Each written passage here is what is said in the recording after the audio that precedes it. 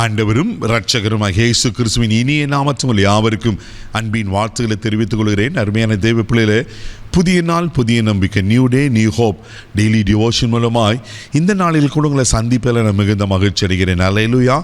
இன்றைக்கு கூட கர்த்தர் நமக்கு கொடுக்கிற வார்த்தை என்ன? யோசுவாவின் புஸ்தகம் 1 அதிகாரம் 5வது வசனம் கூட வாசிக்க கேட்போம். நீ உயிரோடு இருக்கும் நாளெல்லாம் ஒருவனும் உனக்கு முன்பாக எதிர்த்து நிற்பது இல்லை.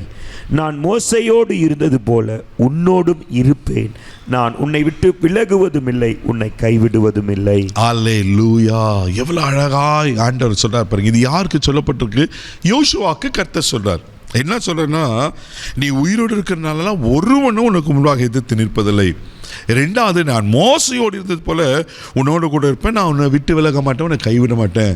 தெய்வ பிள்ளைகள் எப்படிப்பட்ட சூழ்நிலை தருமா யோசுவாக்காக சொல்றாரு. யோசுவா கலங்கி போய் நிற்கிறார்.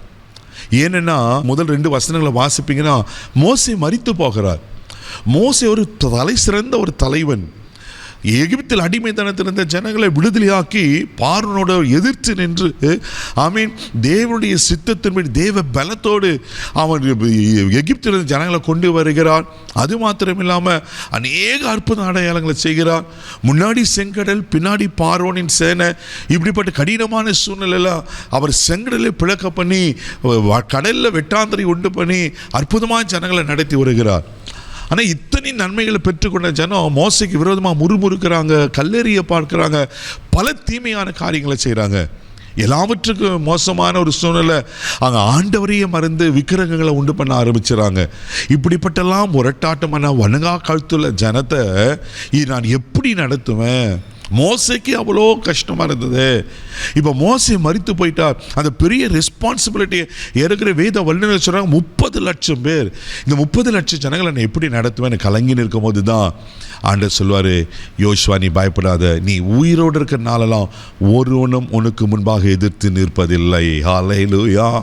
நான் எப்படி மோசையோடு இருந்து நானே கர்த்தர் இருக்கிறவராகவே இருக்கிறேன் என்று சொல்லி அற்புத அடையாளங்களை நடப்பித்து அந்த வாக்குத்தத்தம் பண்ணப்பட்ட தேசத்துக்கு நான் கொண்டு போயின்னு சொன்னோம், நிச்சயமாக நான் உன்னை கொண்டு செய்வேன். அல்லேலூயா.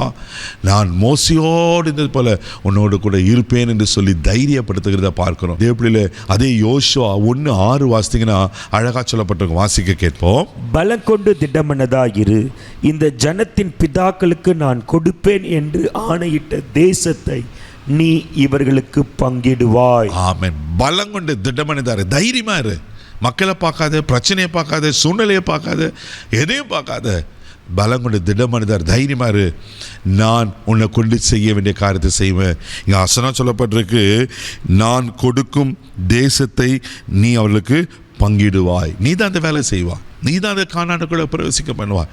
அந்த தேசத்தில் கீழே 7 விதமான ஜாதிகளை துரத்தி அதை பங்கிட்டு கொடுத்து நம்ம அறிந்திருக்கிறோம். அதே பிள்ளையில் ஒருவேளை நீங்களும் எதை பார்த்து கலங்கி பயந்து போய் கலங்கி கொண்டு இருக்கிறீங்க, பயப்படாதீங்க.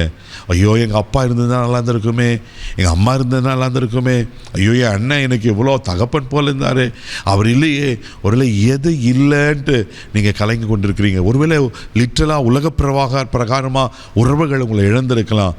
பயப்படாதீங்க. யார் போனாலும் கர்த்தர் உங்களோடு கூட இருக்கிறார். அவர் உங்களை கைவிட மாட்டார். அவர் உங்களை பலப்படுத்துவார். அவர் உங்களை கொண்டு என்ன செய்யணுமோ அவர் நிச்சயமாக செய்து முடிப்பார். இந்த விசுவாசிக்கிறீங்களா? இதை நம்புங்க. அவர் மோசையோடு இருந்தது போல் உங்களோடு கூட இருக்கிறார். அவர் மோசையோடு இது போல் யோசுவா கூட இருப்பாருன்னா இன்றைக்கி உங்களோடு நம்மோடு கூட இருக்கிற ஒரு நாள் கைவிட மாட்டார். கண்களை அப்படி நம்ம சுமைக்கலாம். அன்பு தகப்பனே, உமக்கு நன்றி சொல்லி உமக்கு துதிக்கிறோம். ஸ்தோத்திரப்பா. ஆண்டவரே, அன்றைக்கி யோசுவாவை தைரியப்படுத்தி பலப்படுத்தின கர்த்தர் எனக்கு கூட யாரால் சூழ்நிலையில் பார்த்து ஆண்டவரே உமக்கு நன்றி கலங்கி போயிருப்பானா, பலப்படுத்துங்கப்பா, திடப்படுத்துங்கப்பா, தைரியப்படுத்துங்கப்பா. அவர்களை கொண்டு நீ என்ன செய்ய சுத்தமாக இருக்கிற செய்யுங்கப்பா. தேர் ஆசீர்வதி. இந்த நாள் முழுதும் கரம் பிடித்து நடத்தும் தெய்வீக பாதுகாப்பு ஒப்பு கொடுக்குறேன். இயேசுவின் மூலம் ஜெபம் கேளும் பிதாவே, ஆமென். தைரியமாக போங்க. கர்த்தர் உங்களோடு கூட இருக்கிறார். God bless you.